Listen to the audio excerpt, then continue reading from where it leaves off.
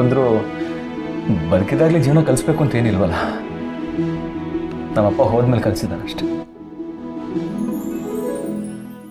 ಸಂಜೀವ, ನಿನ್ನ ಹೆಗಲ ಮೇಲೆ ಇನ್ನೊಂದು ಮುದ್ದಾದ ಜವಾಬ್ದಾರಿ ಇದೆ ಅಂತ ನಿನಗೆ ಗೊತ್ತು ತಾನೆ? ಏನಮ್ಮ ಅದು? ರೇವತಿ ಮಗು ಇವತ್ತು ನಿನ್ನ ಜೊತೆ ಎಷ್ಟು ಚೆನ್ನಾಗಿ ಆಟ ಆಡ್ತಿತ್ತು ನೋಡಿದ್ಯಾ? ಹೌದಲ್ವಾ ಅಮ್ಮ? ಎಷ್ಟು ಮುದ್ದಲ್ವಾ ಅದು? ಹೋಗೋಕ್ಕೆ ರೆಡಿ ಇರಲಿಲ್ಲ. ಸಂಜೀವ, ನಮ್ಮ ಮನೆಗೂ ಒಂದು ಕೂಸು ಬೇಕಲ್ವೇನೋ?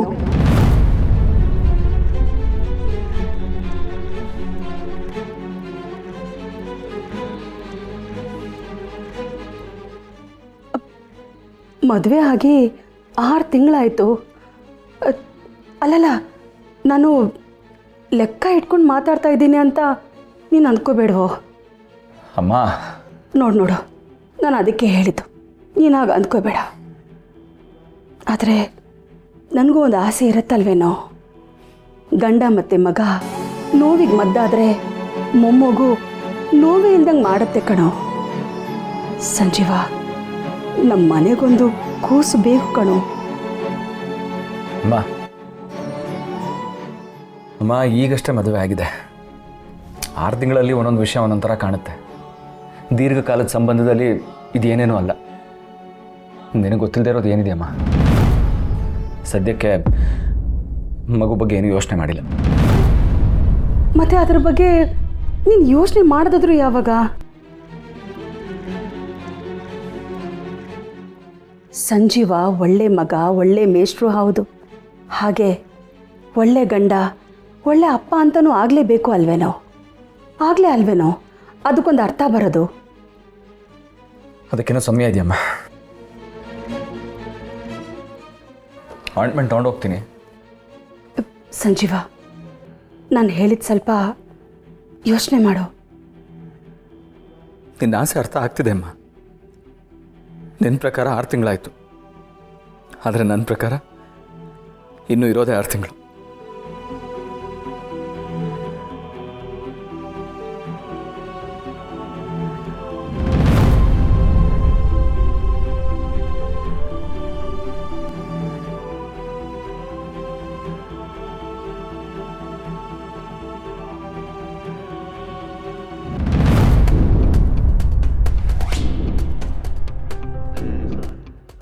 ಕುಮುದ ಆಂಟಿಗೆ ಇದನ್ನು ಕೊಟ್ಟರೆ ನನ್ನ ಮೇಲೆ ಕೋಪ ಕಮ್ಮಿ ಮಾಡ್ಕೊಳ್ತಾರ ಅಥವಾ ಇನ್ನೂ ಬೇಜಾರು ಮಾಡ್ಕೋತಾರ ಗೊತ್ತಾಗ್ತಿಲ್ವಲ್ಲ.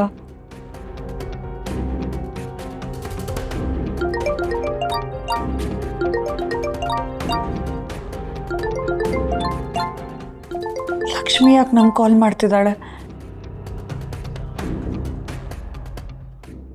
ಹಲೋ ಅದಕ್ಕೆ ಹೇಳಿ ಲಕ್ಷ್ಮಿ, ಏನಾಯಿತು? ಏನಾಯ್ತು ಅಂತ ನಾನು ನಿಮ್ಮ ಹತ್ರ ಕೇಳಬೇಕು. ಅದಕ್ಕೆ ಮನೇಲೇನು ಸಮಸ್ಯೆ ಇಲ್ಲ ತಾನೆ? ನಾನೇ ಕಾಲ್ ಮಾಡಿದ್ದೀನಿ ಅಂತ ಮನೇಲಿ ಏನೋ ಸಮಸ್ಯೆ ಆಯಿತು ಅಂತ ಅಂದ್ಕೊಂಡ್ರಾ? ಸರಿ ಹೋಯ್ತು. ನಿಮಗೇನಾದರೂ ತೊಂದರೆ ಆಯ್ತು ಅಂತ ಕೇಳೋಣ ಅಂತ ನಾನು ಕಾಲ್ ಮಾಡಿದೆ. ನನಗೇನಾಗಿದೆ? ಅದೇ ಅದಕ್ಕೆ ನೀವು ಹೋಗಬೇಕಾದ್ರೆ ನಿಮ್ಮ ಹತ್ರ ಯಾರೋ ಬಂದು ಗಲಾಟೆ ಮಾಡಿದ್ರಂತೆ. ಓಹೋ, ಅದಾ? ಸಂಜೀವಣ್ಣ ಫೈಟ್ ಎಲ್ಲ ಮಾಡಿದ್ನಂತೆ, ಹೌದಾ?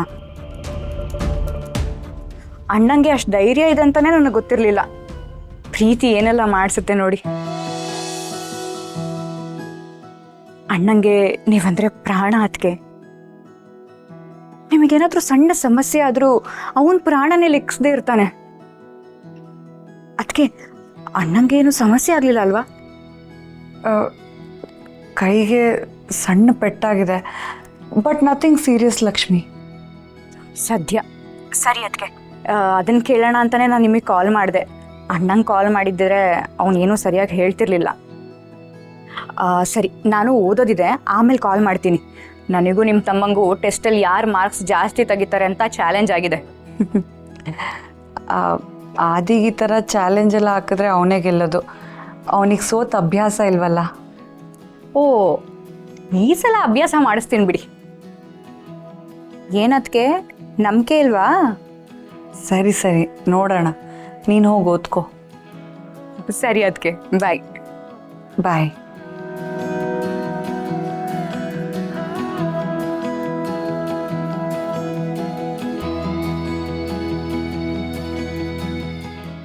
ಅಬ್ಬಬ್ಬಬ್ಬಬ್ಬಬ್ಬ ಈಗ ತಾನೇ ನಿನ್ ಬಗ್ಗೆನೇ ಮಾತಾಡ್ತಿದ್ದೆ ಕಣೋ. ಅದೆಷ್ಟು ವರ್ಷ ಆಯಸ್ಸೋ ನಿಂಗೆ?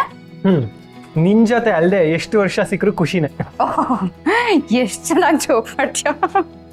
ಅಮ್ಮ ತಾಯಿ, ನೀನು ಏನು ಬೇಕಾದರೂ ಮಾಡು, ಈ ಥರ ಕೆಟ್ಟ ರಿಯಾಕ್ಷನ್ಸ್ ಮಾತ್ರ ಕೊಡಬೇಡ, ನೋಡೋಕ್ಕಾಗಲ್ಲ.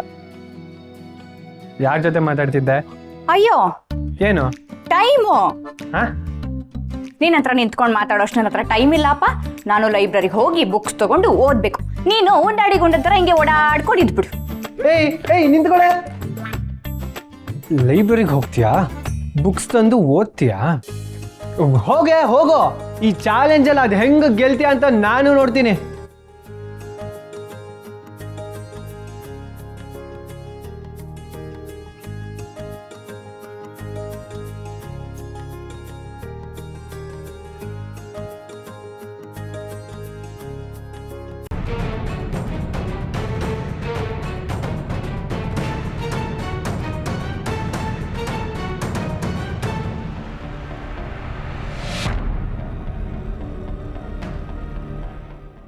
ಅದಕ್ಕೆ ನಂಗೆ ಕಾಫಿ ಮಾಡ್ಕೋತಾ ಇದ್ದೆ, ನಿಮಗೂ ಒಂದು ಲೋಟ ತರಲಾ?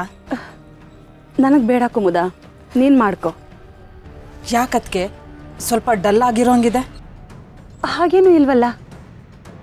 ಅದಕ್ಕೆ ಒಲೆ ಮೇಲೆ ಹಾಲಿಟ್ರೆ ಯಾವಾಗ ಉಕ್ಕುತ್ತೆ ಅಂತ ಗೊತ್ತಾಗಲ್ವಾ? ನಮ್ಮ ಮನೇಲಿ ಯಾರ್ಯಾರು ಹೆಂಗಿದ್ದಾರೆ ಅಂತ ನನಗೆ ಚೆನ್ನಾಗಿ ಗೊತ್ತಾಗುತ್ತೆ. ಅದೇನು ಅಂತ ಹೇಳಿ.